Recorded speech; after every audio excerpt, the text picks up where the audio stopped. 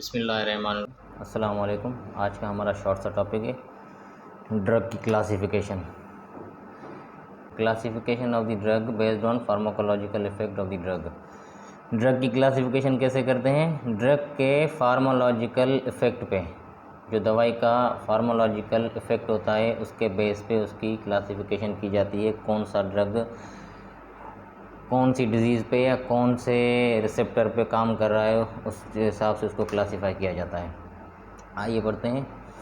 सबसे पहले आता है एंटासिड्स। एंटासिड्स क्या करते हैं? Reduced hydrochloric acid located in the stomach. क्या करते हैं? एसिड लेवल को लो करते हैं, रिड्यूस करते हैं, एसिडिक लेवल को कम करते हैं। जो हमारे स्टमक में निकल रहा होता है HCl, उसको रिड्यूस करते हैं। नंबर सेकंड पे anti anaemic, increase the production of red blood cells.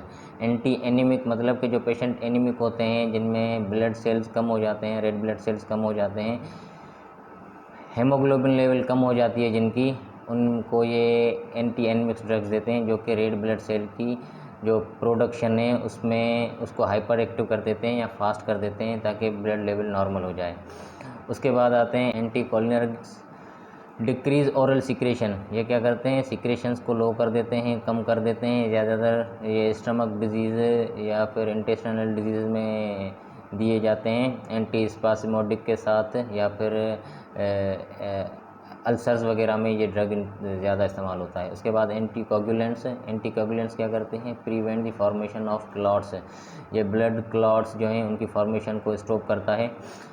ज़्यादातर हार्ट अटैक के जो पेशेंट होते हैं, MI जिनको हुआ होता है, दिल का दौरा, हार्ट अटैक, उनको देते हैं। ये क्या करते हैं? जो प्लेटलेट्स के चिपकने की सलाहियत होती है, क्लॉट होने की सलाहियत होती है, उसको कम कर देते हैं या लो कर देते हैं।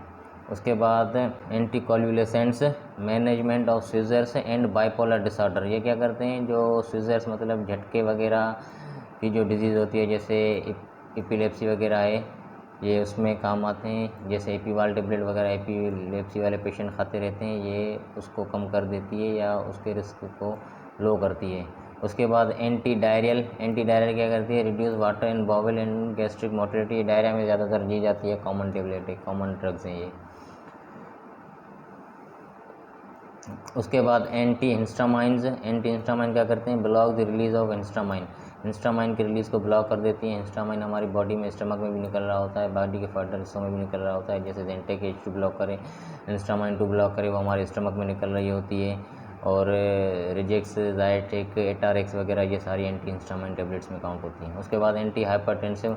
एंटी हाइपरटेंसिव क्या करती हैं? Decrease blood pressure. Blood pressure को लो करती हैं। जो हाइपरटेंसिव पेशेंट होते हैं उनको ये भी ड्रग्स दी जाती हैं, जिसमें ACE इनहिबिटर्स आ जाते हैं, बीटा ब्लॉकर्स आ जाते हैं, कैल्शियम चैनल ब्लॉकर्स आ जाते हैं, ARBs आ जाते हैं, जो कि हमारे ब्लड प्रेशर को लो रखते हैं या मेंटेन रखते हैं। उसके बाद आ जाते हैं anti infectives to get rid of infection. ये क्या करते हैं? इन्फेक्शन के रिड को, इन्फेक्शन के जो होने के चांसेस होते हैं उसको कम कर देते हैं, या जो इन्फेक्शन हो जाता है उनको लो करते हैं या कम करते हैं। उसके बाद आते हैं ब्रोंकोडाइलेटर्स। ब्रोंकोडाइलेटर्स क्या करते हैं? Dilate the bronchi and bronchioles. ये क्या करते हैं? जो हमारे रिस्पायरेटरी सिस्टम में ब्रोंकाई और ब्रोंक्यूल होते हैं उनको डायलेट कर देते हैं, उनको चौड़ा कर देते हैं। जैसे अस्थमेटिक पेशेंट होते हैं, उनको अस्थमेटिक अटैक जो सडन हो जाते हैं, उसमें उनके ब्रोंकस में म्यूकस वगैरह फंस जाता है, या म्यूकस आने की वजह से वो सिकुड़ जाते हैं और सांस में तकलीफ होने लगती है पेशेंटों को।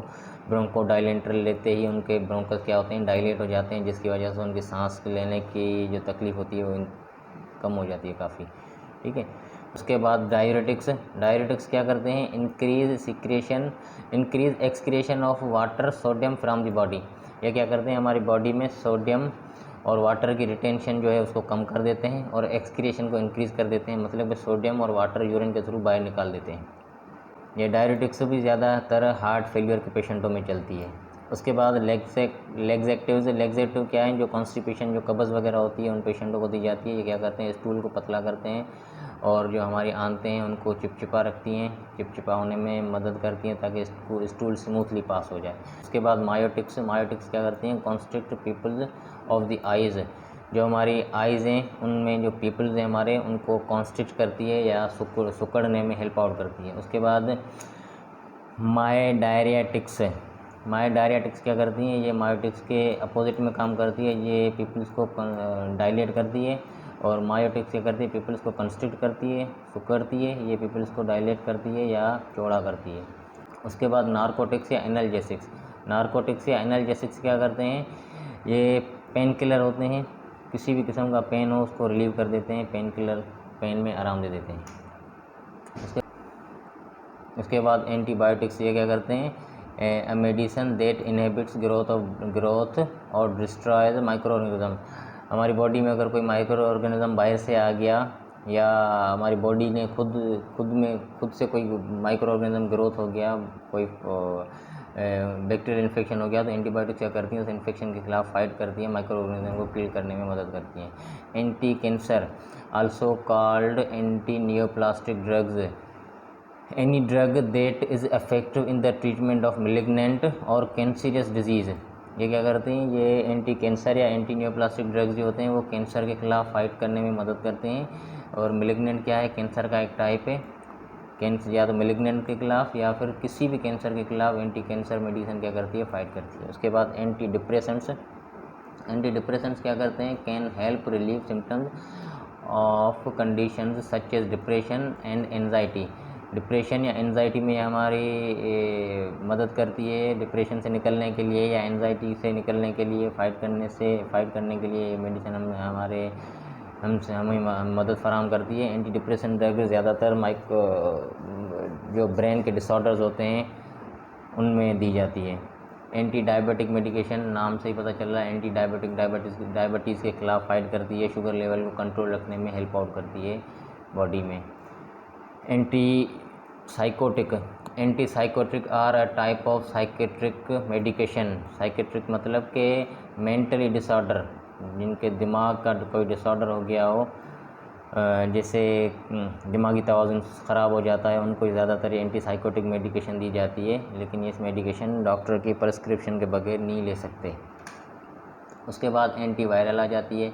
Antiviral are medication that helps your body fight off certain viruses that can cause disease. Antiviral क्या करती है, हमारी बॉडी में जो भी वायरसेस आ जाते हैं उनसे फाइट करने में और उनका जो वायरल लोड है उसको कम करने में हेल्प आउट करती है। उसके बाद सडेटिव्स आ जाते हैं, drug taken for its Kameng और स्लीप इंड्यूसिंग इफ़ेक्ट। क्या करती है, या तो पेशेंट को काम कर देती है, बिल्कुल रिलैक्स कर देती है लगने के बाद, या फिर सुला देती है, नींद करवा देती है। उसके बाद stimulants are a class of drug that speed up the messages travelling between the brain and the body. ये क्या करते हैं, हमारी बॉडी और ब्रेन के बीच जो मैसेज कन्वे होते हैं, बॉडी से ब्रेन की तरफ जाना, ब्रेन से बॉडी की तरफ आना, उनको क्या करते हैं, तेज़ कर देते हैं, हाइपर एक्टिव कर देते हैं, ताकि बॉडी से ब्रेन की तरफ जल्दी जल्दी मैसेज जाए और ब्रेन से बॉडी की तरफ जल्दी जल्दी मैसेज आए। लास्ट में एंटी स्पासिमोडिक कौन से ड्रग हैं, द एंटीकोलिनर्गिक जो हम ऊपर पढ़ के आए हैं,